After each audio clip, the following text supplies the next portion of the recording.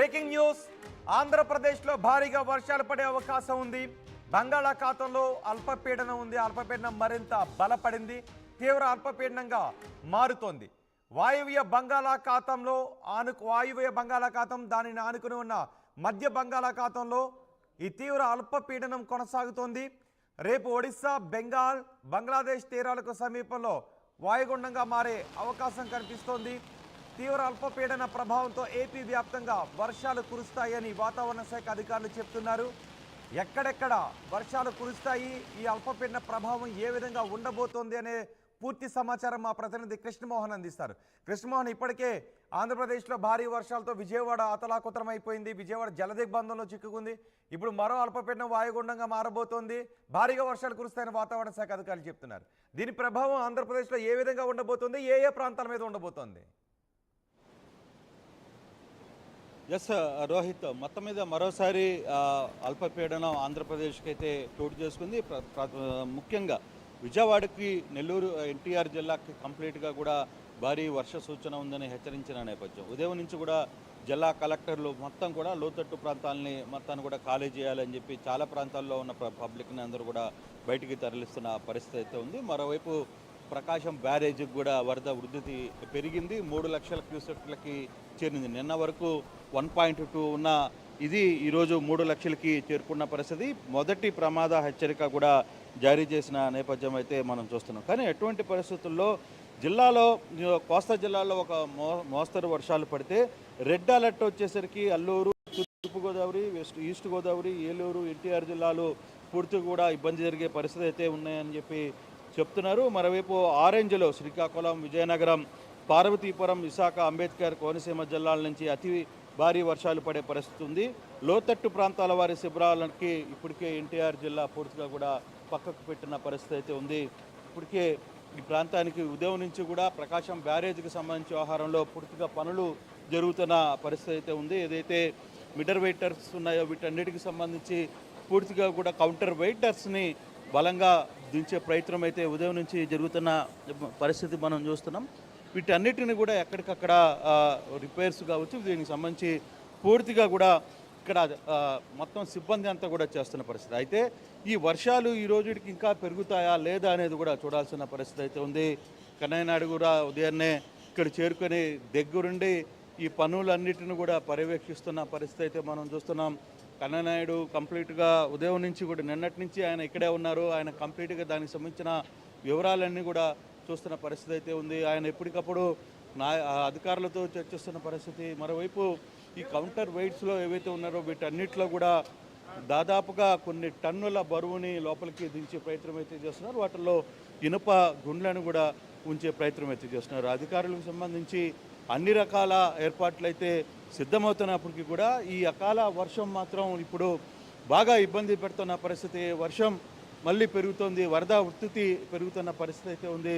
ఈ వరద ఉధృతి తర్వాత లోతట్టు ప్రాంతాల్లో ఇంకా సింగనగర్ నీళ్ళలోనే మునిగి ఉన్న పరిస్థితి. అది బయటికి రాలేదు. గండ్లు పూర్తి చేసినప్పటికి కూడా ఆ గండ్లు ఎత్తును కూడా పెంచాలనుకుంటారు. ఎందుకంటే పైనుంచి వరద ఉధృతి పెరిగే పరిస్థితి ఉంది అని అధికారులు అనుకుంటున్న నేపథ్యంలో మనం చూసుకుంటే ఇక్కడ ఇటువంటి ఈ తాళ్లతో కట్టిన వెయిటేజ్ని పూర్తిగా కూడా లాగి, ఇంతమంది ఆ వెయిట్ని లాగి పైకి పంపించిన తర్వాత దాన్ని ఆ ఇనప దాంట్లో కౌంటర్ వెయిట్లలో దాంట్లో వేసి పూర్తిగా కూడా దాన్ని నింపి బలమైన దాన్ని టన్నులు, దాదాపుగా 17 టన్నుల బరువు వరకు దాన్ని ఏర్పాటు చేసే ప్రయత్నం అయితే చూస్తున్నారు. అట్లా వాటిల్లో ఆ ఇనుప దాంట్లో పూర్తిగా కూడా ఇనుప గుడ్లు ఉంటాయి. ఆ ఇనుప గుండ్లను అన్నిటిని కూడా ఆ ఇనుప కౌంటర్ వెయిటేజ్ దాంట్లో పోసి అక్కడి నుంచి క్లియర్ చేస్తారు. అట్లా బరువుని దాంట్లో నింపే ప్రయత్నం అయితే చేస్తారు. తర్వాత కాంక్రీట్ని కూడా దాని లోపలికి వేస్తారు. ముందు దాదాపుగా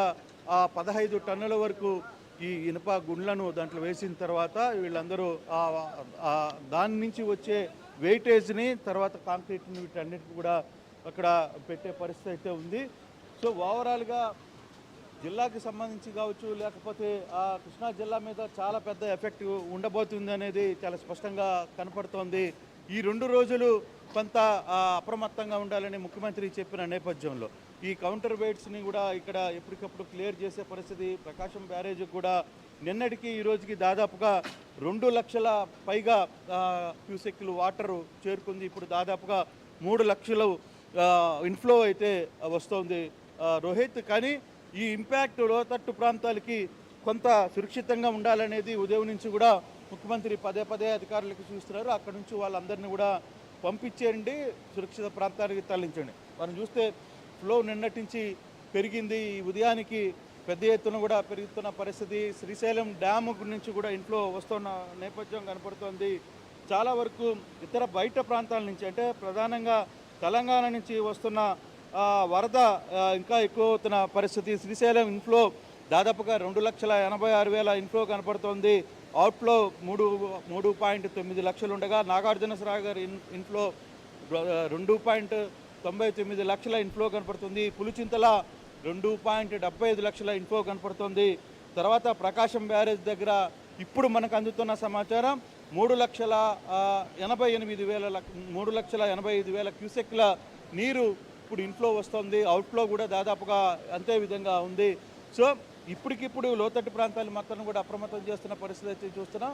మళ్ళీ సింగనగర్కి వాటర్ అంటే దాదాపుగా నిన్న రాత్రికి 3 గంటల యుద్ధ ప్రాతిపదికన ఆ గండ్లని పూడ్చిన తర్వాత బుడమేరు కాలువను పూడ్చిన తర్వాత కూడా ఇంకా కొంత వాటర్ చేరుతున్న నేపథ్యంలో అయినా ఆందోళన చెందాల్సిన పని లేదు. ఈరోజు రాత్రికో రేపటికో ఈ వర్షాలు కానీ కొంత తగ్గుముఖం పెడితే నీరు బయటికి వెళ్ళిపోతుంది అనేది అధికారులు చెప్తున్నారు.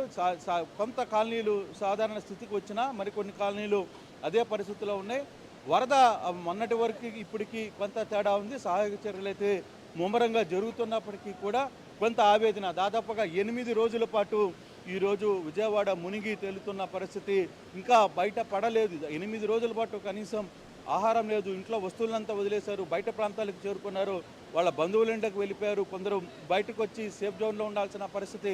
ఇవన్నీ కూడా చాలా ఇబ్బందికరమైన పరిస్థితులు మనం చూసాం. అయినప్పటికీ కూడా కొంత అప్రమత్తంగా ఉండాలి ఈ 2 రోజులు అనేది. ఈరోజు రేపు ఈస్ట్ గోదావరి వెస్ట్ గోదావరి జిల్లాలో కూడా భారీ వర్షం పడుతుంది. ప్రధానంగా ఎన్టీఆర్ జిల్లా కంప్లీట్గా కూడా అతి భారీ వర్షాలు పడే పరిస్థితి ఉన్న నేపథ్యంలో మనకి తుఫాను లేకపోయినా వర్షం మాత్రం పెద్ద ఎత్తున పడే పరిస్థితి ఉంది. దాంతో వరకు కొంత ఉపశమనం కలిగించినప్పటికీ కూడా ఈ వ్యవహారంలో అధికారులు అప్రమత్తమై ఉన్నారు. ఆ దిశగానే అన్ని ప్రయత్నాలు చేస్తున్నారు. అయితే మరోవైపు ప్రకాశం బ్యారేజ్కి సంబంధించిన వ్యవహారాన్ని మాత్రం పూర్తిగా కూడా ఇక్కడ చూడొచ్చు. యుద్ధ ప్రాతిపదికన జోరున వర్షంలో కూడా ఈ వ్యవహారంలో ఎక్కడ అధికారులు కాంప్రమైజ్ కావట్లేదు. ఈ వ్యవహారంలో పూర్తిగా కూడా సెంట్రల్ వెయిట్స్ని ఎక్కడికక్కడ కంట్రోల్ చేసే విధంగా దాన్ని పూర్తిగా సాధారణ స్థితికి తెచ్చే విధంగా అంటే దాదాపుగా ఇప్పటికే 3 గేట్లు పోయినాయి. 3 సెంట్రల్ వెయిట్స్ నిన్న యుద్ధ ప్రాతిపదికన హైదరాబాద్ నుంచి తీసుకుని వచ్చారు. కరెక్ట్గా 20 గంటల్లోనే వీటిని తయారు చేయించి 2 రోజుల్లో తయారు చేయించి వాటిని ఇక్కడికి తీసుకుని వచ్చారు. కన్నానాయుడు కూడా వచ్చి ఈ వ్యవహారాన్ని దగ్గరుండి చూస్తున్నారు. బ్యారేజ్ నిపుణుడి బాధ్యత మొత్తం కూడా నాయుడు గారి మీదనే పెట్టిన నేపథ్యంలో ఆయన కంప్లీట్గా వ్యవహారాన్ని దగ్గరుండి పర్యవేక్షిస్తున్న పరిస్థితి అయితే ఉంది. సో ఈరోజు జరుగుతున్న పనులకి రేపు ఫర్దర్గా ఎటువంటి సిచ్యువేషన్స్ ఉన్నాయి, దీన్ని ఇంతటితో ఈ కౌంటర్ వెయిట్స్ వరకునే ఉందా, తర్వాత ఇన్ఫ్లో సంబంధించి తర్వాత బోట్లని బయటికి తీసే ప్రక్రియ ఇవన్నీ కూడా చాలా ఉన్నాయి. కానీ ఇప్పటికి అది అవుతుందా లేదా అనే అంశాన్ని కూడా చూడాలి. బోట్లు అయితే ఇంకా కింద అలాగే ఉన్నాయి.